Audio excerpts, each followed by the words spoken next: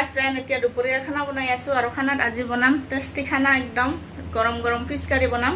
আৰু ফিছ কাৰী বনোৱাৰ কাৰণে ইয়াতে মই ডাঙৰ ডাঙৰ দুটা ফিছ লৈছোঁ। এয়া ডাঙৰ ডাঙৰ এনেকৈ গোটাকৈ লৈছোঁ ফিছ দুটা।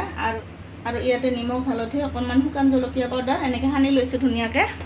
ইফালে আমাৰ কেৰাহী গৰম হৈ গৈছে, ইয়াতে মই তেল দি দিছোঁ। এতিয়া মাছখিনি দি দিম ইয়াতে ধুনীয়াকৈ।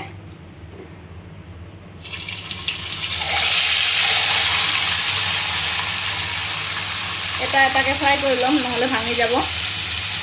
এতিয়া ধুনীয়াকৈ ওলট পালটকৈ ফ্ৰাই কৰি ল'ম। ফিছ কাৰী বনোৱাৰ কাৰণে ইয়াতে মই এটা ডাঙৰ পিঁয়াজ কাটি লৈছোঁ, এটা টমেটো লৈছোঁ আৰু ইফালে অকণমান আদা আৰু অকণমান নহৰু আছে। এইখিনি এতিয়া মই ধুনীয়াকৈ মিক্সিত পিচি ল'ম। আৰু ইফালে মাছটো এনেকৈ ফ্ৰাই হৈ আছে। এয়া এটা মাছ ফ্ৰাই হৈ গ'ল আৰু এতিয়া এইটো ফ্ৰাই কৰিম। আৰু ফ্ৰাই কৰাতে অকণমান অসুবিধা হৈছে, কাৰণ মাছটো ডাঙৰ, জেগাটো মানে সৰু হৈছে। ইফালে অকণমান ফিচাখন ভাঙিয়ে গৈছে, তো এতিয়া এইটো নুমাই ল'ম। মাছখিনি ধুনীয়াকৈ ফ্ৰাই কৰা হৈ গৈছে। এতিয়া কেৰাহী গৰম দিছোঁ, ইয়াতে তেল দি দিম। আৰু এইটো মাছৰ কাৰী বনোৱাৰ কাৰণে হয়। এতিয়া মানে কাৰীটো বনাই ল'ম।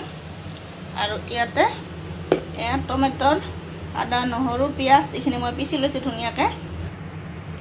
কেৰাহী গৰম হৈ গৈছে ধুনীয়াকৈ। ইয়াতে অকণমান এয়া গোটা জিৰা মছলা আৰু অকণমান গৰম মছলা এনেকৈ দি দিছোঁ। জিৰাখিনি ধুনীয়াকৈ ভাজা হৈ গৈছে। এতিয়া ইয়াতে মই মছলাখিনি দি দিম। পিচি থোৱা মছলাখিনি এয়া দি দিছোঁ। এতিয়া মছলাখিনি ধুনীয়াকৈ এনেকৈ লৰাই দিম আৰু ভালকৈ ভাজি ল'ম মছলাখিনি। কেঁচা গন্ধখিনি যোৱালৈকে ধুনীয়াকৈ এনেকৈ ভাজি ল'ব লাগিব।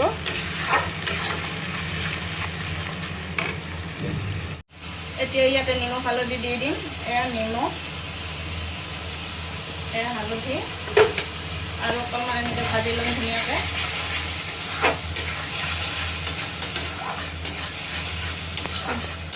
এয়া মছলাখিনি ধুনীয়াকৈ ভাজা হৈ গৈছে, চাইডে চাইডে তেল ওলাই গৈছে। এতিয়া ইয়াতে মই অকণমান জিৰা মছলা দি দিছোঁ।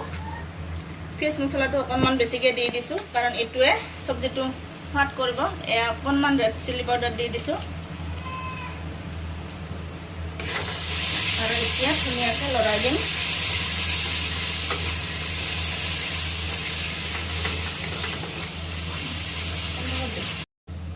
মছলাখিনি ধুনীয়াকৈ ভাজা হৈ গৈছে।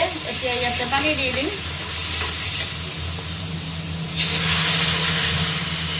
এয়া পানী দি দিছোঁ। চব্জিটো ধুনীয়াকৈ উতল আহিছে আৰু এতিয়া মই মাছখিনি দি দিম ইয়াতে। এয়া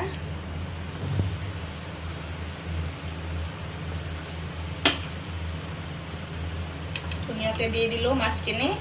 এতিয়া মাছখিনি দি দিলোঁ আৰু অকণমান সময় মই উতলিব দিম, 4-5 মিনিটমান। তাৰপিছত নমাই থ'ম আমাৰ চব্জি। এতিয়া চব্জিটো ধুনীয়াকৈ উতল আহিছে আৰু ইয়াতে মই অকণমান গৰম মছলা দি দিম। এয়া গৰম মছলা দি দিছোঁ। তাৰপিছত এনেকৈ অকণমান লৰাই দিম। আৰু এয়া আমাৰ হৈ গ'ল ফিছ কাৰী। এতিয়া মই গেছটো অফ কৰি থৈ দিছোঁ আৰু এতিয়া গৰম গৰম খাম।